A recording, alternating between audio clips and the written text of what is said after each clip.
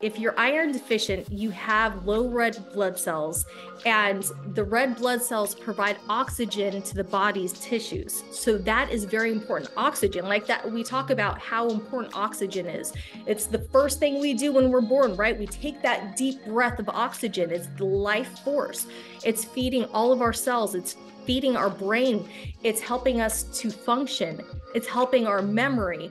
And so if that is not working correctly, it can cause all kinds of issues.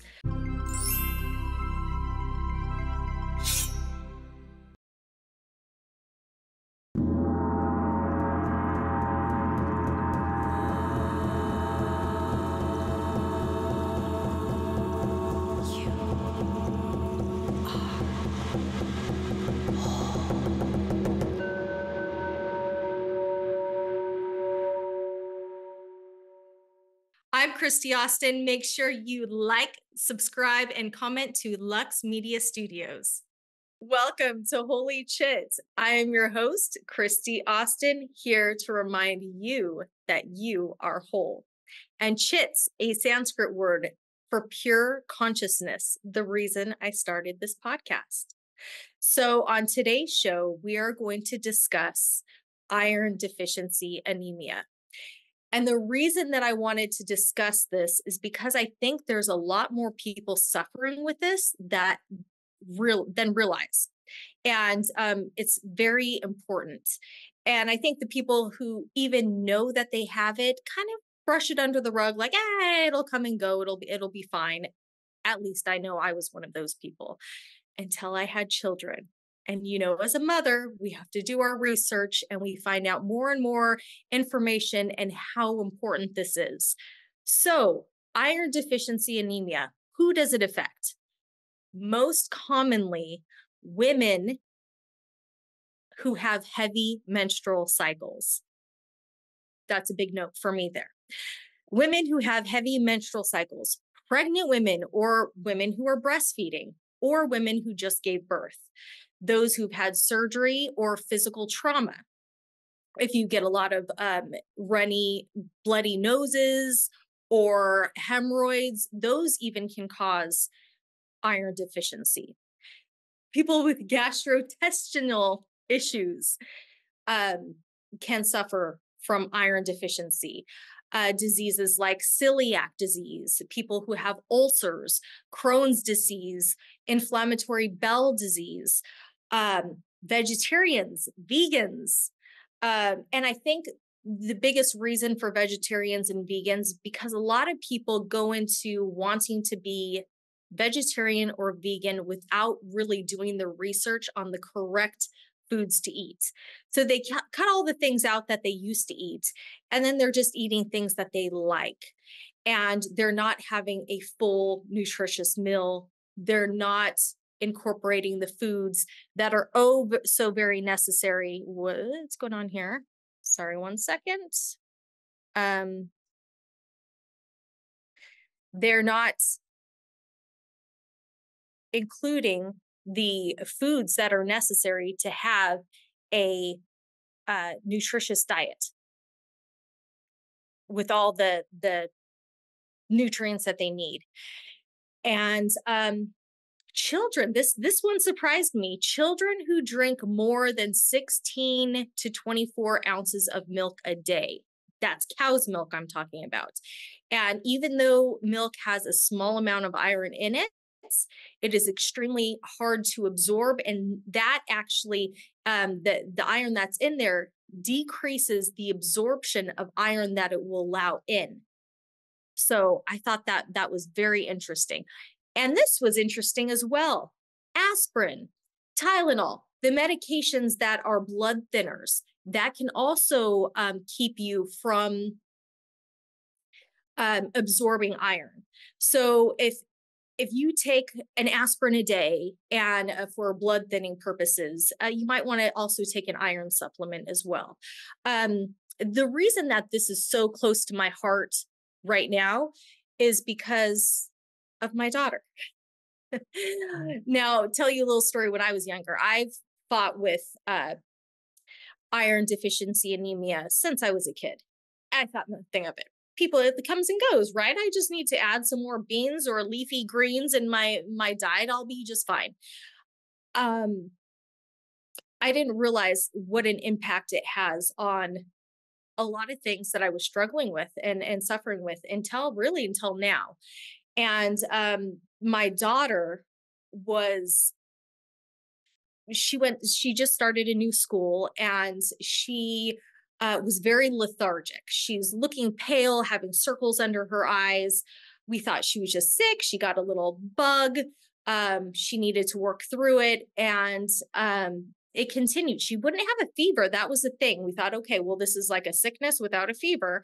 She would come home from school and take a nap, wake up for dinner, go back to sleep at 8 p.m., fall asleep, then wake up at 5 a.m. to get ready for school. This is happening every day. And yet she's exhausted all the time. I'd pick her up and she's like barely getting in the car, and she's falling asleep on the car on the way home. I'm going, what is going on? That is usually the first sign, is someone who's very lethargic and pale. And we took her to the doctor. They said she's very iron deficient and should be taking like 400 milligrams of iron a day. Do you know how much that is?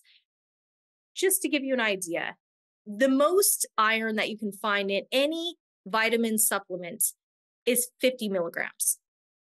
50 milligrams is the highest that I could find, which means she would be having to take 8 of those a day to get the amount that they say she needs. Do you think my daughter's going to be popping pills like that all day? Not to mention, I wouldn't want to give it to her all at once, because iron can make you constipated. It can make you nauseous. It can give you some unpleasant side effects. So you want to spread it throughout the day. So what I did is I found iron patches that you can put on your body. It absorbs through your body, as well as taking them orally, and in the foods as well. So you're getting a nice span. This is something we're in progress doing, so I'll let you know how this goes.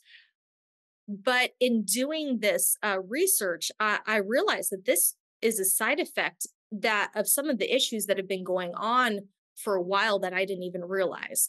So signs of low iron: pale or yellow. So if you notice, like, your children, especially parents, I'm talking to you mostly, because if you have children, if you suffered from iron deficiency or anemia, keep a close eye on your children. Keep a close eye on these signs, because it really affects the brain development. So pale or yellow, fatigue, lack of energy. Exactly, my daughter. Shortness of breath, chest pain. So that's why I thought she was sick. She was like having kind of shortness of breath. She said she was having some chest pain. I'm like, okay, you must have caught something.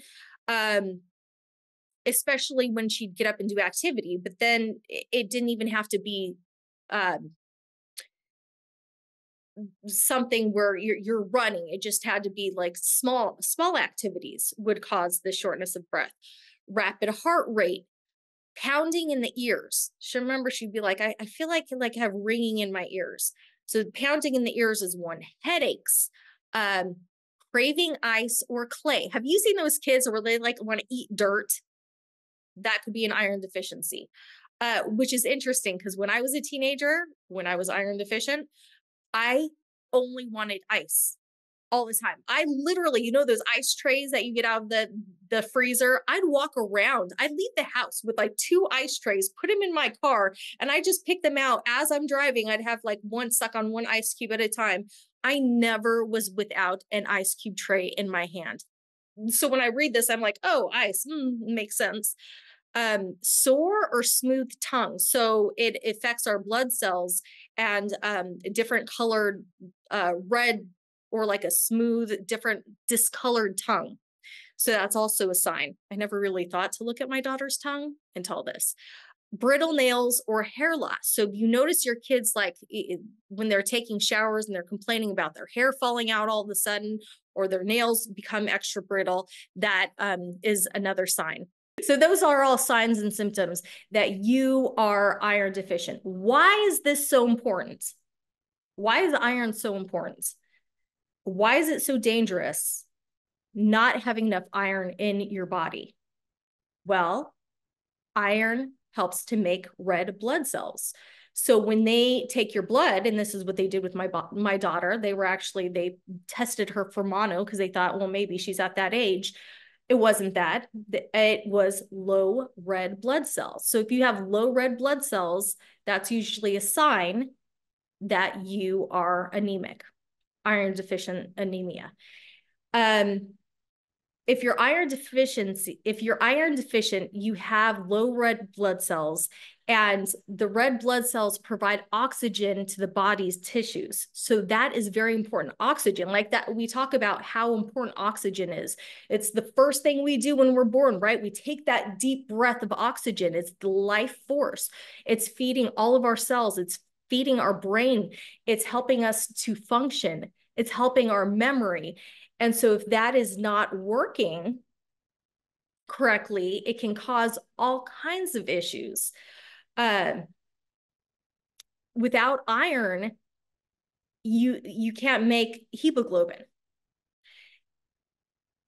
Your body can't carry oxygen efficiently to all the different areas of your body. So that is why we need the iron, because without the iron, we're not getting the oxygen within our body. And the oxygen is a necessity. Think about, can you live without oxygen? No. Well, if you are iron deficient, you are starving yourself of oxygen.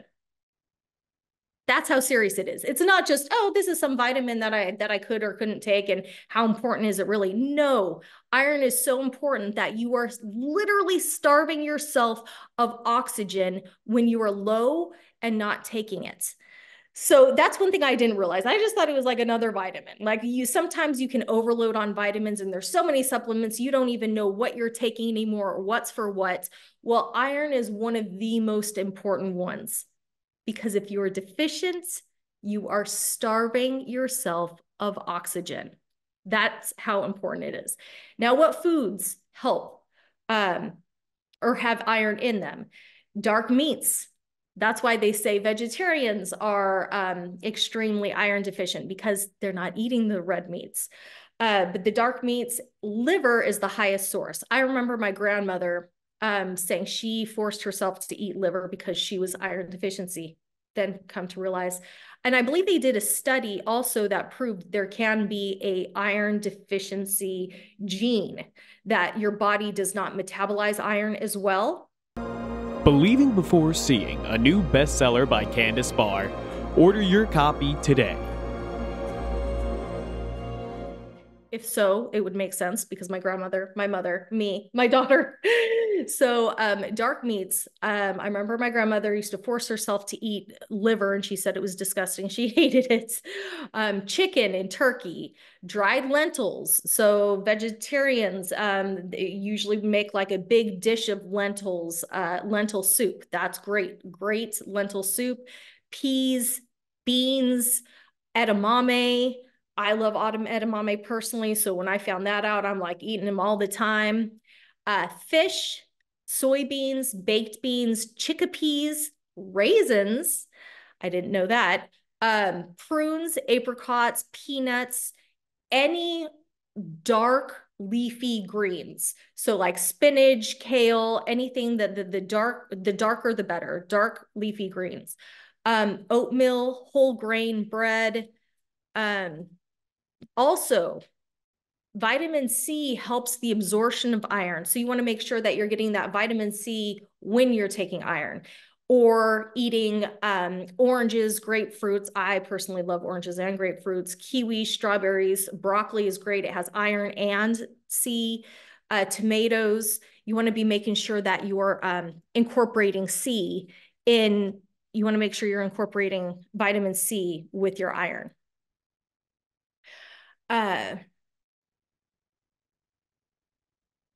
This is what I just learned that was the most alarming to me. Iron deficiency can cause changes in the how do you say it? Let's see if I say this correctly. hippocampus, which is in our brain, hippocampus. I think that's how you say it. So it causes changes in our brain in the hippocampus. This is where the oxygen is brought to our brain. It helps. The hippocampus is the complex brain structure embedded deep into the temporal lobe. So the temporal lobe, it has the major role in learning and memory. This was huge for me when I learned this, because when my kids were saying that they're having a hard time remembering something that the teacher said or something that happened in school, and I'm not taking them seriously, this is directly correlated to iron deficiency. Their hippocampus in their brain is not getting oxygen to their temporal lobes. They're not able to remember. It's not bringing oxygen to that area, so they can't remember things as well. That's very important to know. This can also lead to anxiety, depression, sleep disorders, and psychotic disorders. So think about what happens. All that our brain does, all that it's responsible for, all that its functions. If you are starving it of oxygen, you're going to have psychotic disorders. You're going to have depression, sleep disorders, anxiety. So next time that you feel this way or your children are coming to you, maybe take a second look and get them tested. Or start taking a vitamin supplement with iron in it and see if it helps. If you don't want to go to the route to go to a doctor first, just incorporate that in their day-to-day vitamins and see if that helps.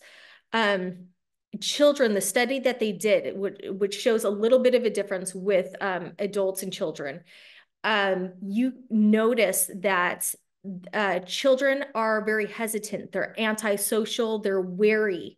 They're very wary of things. So they're scared, fearful. They don't want to try things. They don't want to. They're not as approachable.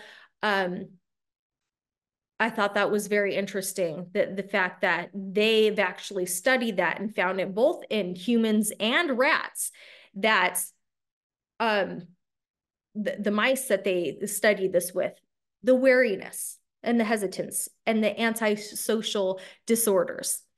So if you notice that with your child, maybe it's time to get them tested. And within adults, it usually shows as anxiety and depression. So if you're having anxiety and or depression, it's definitely something that you want to look into. My daughter was suffering, I'd say, a lot of these. Now that I've looked at all of the studies, we've got the anxiety, the depression, the antisocial, not wanting to go to school, the pale, sleeping all the time. I thought, it might be changes within going back and forth for me in her father's house. And it's hard to pinpoint it, especially if you are a parent who shares your children. You don't have them 24/7. They might, go back and forth. Like my children go back and forth from my house to their father's house. So you can't really pinpoint what's going on. What's different in the diets? Is it something that they're eating differently there than they're eating here? And then they, you just don't know. And when I learned that how iron deficient she is, I realized that we need to get this under control. And again, I don't want to be loading her system full of supplements to take orally, because that can be very hard on the stomach. So think of different ways to get it into your system, like maybe those patches in foods, so you're not having to digest the pills. Different ways to get in the system. And then it goes back to me personally, when I was a kid. And usually you want to look at your children like when they're of age, when they start their menstrual cycle. For me, that's when I was diagnosed. And I had gotten to a point where I was on the couch, not able to get up for school. I was so pale, I couldn't even stand up without fainting. And I'm not joking, I was fainting all the time. And the doctor wanted to do a hysterectomy on me. because I wouldn't stop bleeding. And they said the only way to stop it is if you do a hysterectomy. And my mom didn't believe in that. So she took me to an acupuncturist, which was very taboo at that time in my life. And I remember he stuck a bunch of needles all over me and put this box on my stomach, threw a bunch of green stuff in it and set it on fire and left the room. And I was like 12 years old. I'm like, oh, where is he going? I was scared. And all of a sudden it felt like there was an alien in my stomach. You could feel this like turning. And I was like, what's going on? And I remember getting up, going to the bathroom thinking, oh my God, I'm sure I've made a mess. I've been laying here for an hour. Normally I couldn't lay down for an hour straight without either making a mess or having to run to the bathroom. And I went to the bathroom, no mess. The bleeding had completely stopped. I continued to take the teas he told me to drink, and those helped as well. I'm sure I slowly was able to build my iron levels back up. But when I look at this list, I realize depression, anxiety, memory loss, not being able to focus, all of these issues I was having. I thought it was because I was just tired. You don't think of it. And throughout my life, like I said, I always craved ice, always as a teenager, walked around, even when I had my own car, walked around with that carton ice cube tray, little ice cube tray, picking ice out all day. It's like nobody ever remembers seeing me without an ice in my mouth. And I just thought, oh, geez, well, I just like ice. Now seeing the correlation, I realized I was craving iron. So your body will do things naturally to try to get the nourishment that it needs. But it is very important. And then again, when I became pregnant, I took my multivitamin. When my girls, my twin daughters were born, I gave them their extra vitamin, the liquid iron that you put in food. I would do that to make sure that they got their iron supplements. But I didn't realize until now how serious iron deficiency is and how much it affects you. It's not just it will make you lethargic if you're iron deficient. And so what if you sleep that's how I thought. I'm like, oh well, I'm a little iron deficient. I'm a little extra tired. I might need more sleep than others. No, you're starving your brain of oxygen. You will do long-term damage if you don't up the dose. So that is my little chat about iron deficiency. I hope you learned something. And if you have some signs or symptoms, or if you notice these signs and symptoms in your children, get them checked out because iron is very important. I love you. I appreciate you. Tune in for next week's episode of Whole-ly Chits.